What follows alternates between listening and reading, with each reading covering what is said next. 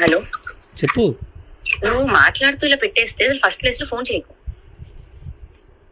నువ్వే చేసావు మరి చేయకంటే. నేను నీకు కాదు, నీకు ఫోన్ చేసే ముందే చెప్పాను నేను నా బాధ చెప్పుకుంటా ఫోన్ పెట్టేస్తా అని. ఎందుకంటే నా బాధ ఎవరికి చెప్పుకోలేను కదా, నాకు ఎవడో లేడు నీ వల్ల, నీ పుణ్యం అని చెప్పి. నేను ఎవరిదే ఫ్రెండ్ అంటే ఫస్ట్ ఆడికి ఫోన్ చేసి నీ ఫ్రెండ్స్ అప్పుడు మాడాను నేను. వద్దురా ఇవన్నీ వద్దు. ఇప్పుడు కూర్చొని నాకు కదా ఏ రోజు లేదు కదా, ఇప్పుడు కూడా లేదు కదా. వద్దు మరి నా బతుకునవచ్చు కదా. నిన్ను ఎక్కడ ఇప్పుడు కూడా లేదు కదా, మరి నేను ఎక్కడ ప్రాబ్లం చేశాను నీకు?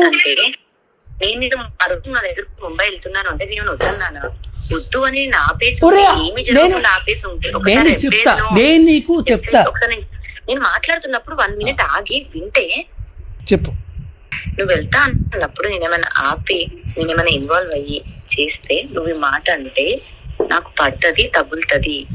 ఆ పిల్లకి ఇంకా నువ్వు వద్దు, అది వదిలించుకోవడానికో లేకపోతే నీ దగ్గర ఉన్నది ఇంకేదో చేయడానికో చేయడానికి అది నేను తను జడ్జ్ చేసుకుంటాం.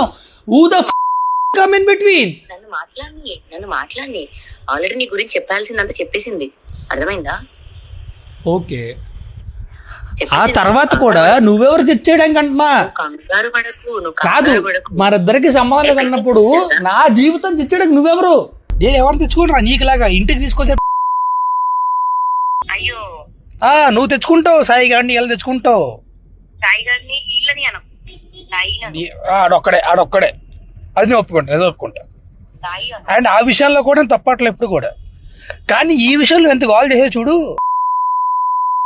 తీసుకుందా